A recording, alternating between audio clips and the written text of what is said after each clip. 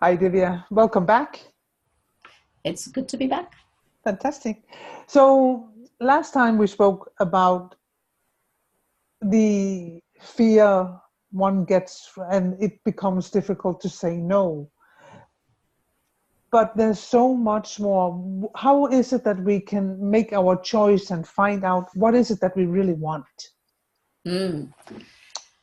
Yes, so I think so. What we'll do, folks, is we'll talk about John's story. So, John used to be my client, and his boss names is Martian. Of course, I've changed their names for confidentiality reasons. So, John started out with wanting a promotion, and then he became clear about just getting a raise so that it would be helpful to help out his family life because he had a young family, young baby to raise along with his wife. So after he got his raise, things were going well, and after a year, what happened was John saw that he grew into his position. He was doing very well, and his next aspiration was to get a promotion. And so when we sat down, John asked me the question, Divya, there's so many different projects to choose from. How can I go about finding that right project, that will not only help me be happy, because it's important, folks, so many of us, we forget that we're spending one third of a day and sometimes even more at work. How can we make that time joyous and bring that happiness back into life rather than thinking, oh, I gotta work? So I was so thrilled with John's question. John said that not only I want something that will make me happy, but that will help me show my performance and make a difference and get that promotion. So, folks, as we sat down, one of the key things that comes into play is emotional intelligence. And when we talk about emotional intelligence, is that not just saying that I want that, but regulating that emotions. Some things maybe like in the heat of the moment, you may say something bad, or in the heat of the moment, some things are not going right for you, and you may pick a job or you may pick a project that's not going to be providing you long term exposure or long term gains. So many times it's like, okay, this is short term gratification. I gotta do this. And then you end up forgetting that short term gains. No, I'm sorry. In the short term, going for the short term gratifications, we tend to forget the long term gains. So what happened was, we kind of sat down and we looked at the options. And so I said, okay, John, let's kind of walk through the two or three pathways that you have. So John had a path where one of the other persons from the same company had invited him. And it was an interdepartmental thing. So John had great project management experience. And now the marketing folks had invited him because what was happening was, as the marketing was growing, the company was growing, marketing was not able to keep the projects in a row. And then the projects, the clients, as they were coming in, people in marketing were not following through. And it was just a kind of a chaos. Oh, So they wanted him to go through. And also it would have been just a direct promotion. They were not inviting him on a lateral move. They were inviting him at a higher position and, of course, a pay raise. But there was uncertainty, right? yeah. As we were walking through it. Not only that, and then he did not know if he would like marketing. He would, because he was working with customers, like directly customers, and this would be selling to customers. It was just like a different scenario that on one hand, he was working through the guidelines and the timelines for customers, and now he was supposed to market those very guidelines, like, why they were the best, rather than being on the other side. So he was not sure. But at the same token, here was the opportunity for him to learn that. So he was very fearful. Let's talking about the emotions, right?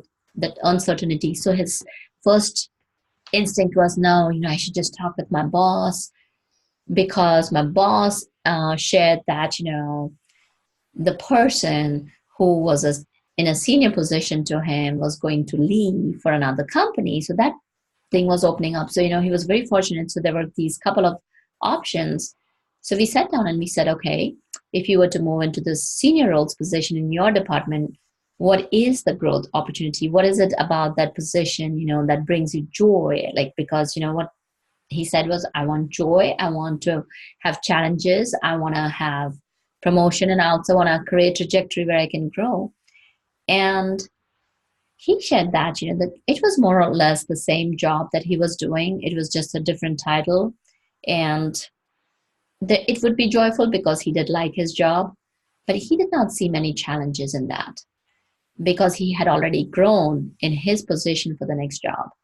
And then he was looking at his career trajectory and he said that, his boss was very well liked and his boss loved the company. So for him to move forward into his boss's position would be very tough, or it would be many years unless he moved to another company.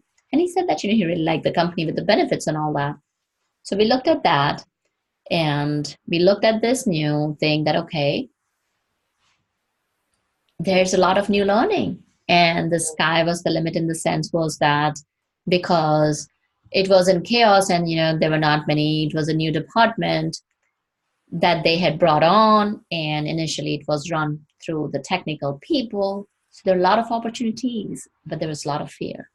And of course, this fear of uncertainty. And that's when we sat down, when we looked at the emotional intelligence piece, is that when different emotions come in, how do you manage those emotions? And folks, I'll just kind of share, emotional intelligence is such a vast subject that it takes, we're always building upon it. Like, Yeah. I'm building upon it. It's never stopping. So yes, Barrett.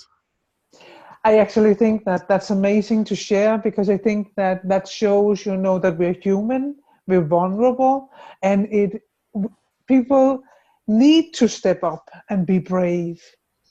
Thank you for sharing that with us, Divya. Oh, Fantastic. absolutely. And let me just kind of share one quick tip for people for emotional intelligence as to what you can do.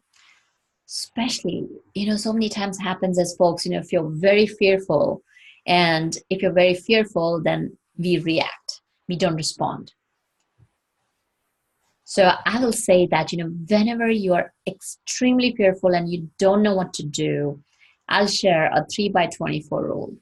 So the 3x24 is it's 24 seconds, 24 minutes, and 24 hours. And of course, you can build a number that you like. I took 24 because they're 24 hours in a day, easy to remember. So when I say that, 24 seconds, your boss says that, you know what, you gotta let me know whether you can finish this report today or not. And now you have this soccer game going on. Your kid is playing, and then you can ask that, okay, boss, can you share with me that does it need to be finished tonight, or can it be submitted tomorrow in the morning?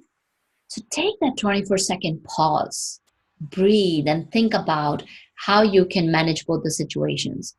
And now what happens is that if your boss says that, oh yeah, you can do by late tonight, and then you can share with him that, okay, would it be okay, if I submitted by late tonight? So now you're able to attend your son or daughter's soccer game, go home and finish that report and send it off to your boss. So that 24-second pause can do a lot of benefit. And now what happens is if you did not pause there, like, oh, I gotta do this report, and now you are just feeling so horrific, like, oh, my boss is bad, and he threw this at me. And it's possible that his boss, your boss's boss, might have given him that report to get finished this. So it's so important to take that pause and look at the situation from a different perspective. And now your son or daughter is upset. Oh, yeah, my dad or my mom told me that they'll be at my soccer game, but they're not here. So we talked about that one tip. Now let me share a 24 minutes tip. So now this is for something that can wait. So let's say if somebody invites you to a group meeting, which you don't have to go, probably you're just kind of there. So you kind of take a pause and you say that, what, let me check my calendar and I'll get back to you. Or it could be somebody inviting you to your party and you don't know what your calendar is. So that pause, folks, is going to allow you so much of pain later on. As they say, an ounce of prevention is worth a pound of cure. And same thing, if there's a decision that is something very, very critical, sleep on it. Take that 24 hours, go look at it.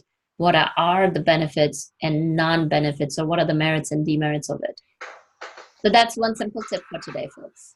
I think that that's the best tip that anyone can get. Don't destroy anything because you're temporarily upset. Amazing, Divya. And I think 24, 24, 24 is a very rememberable one. Thank you for today. Take care. And thank you for joining us. Take care, folks. See you shortly.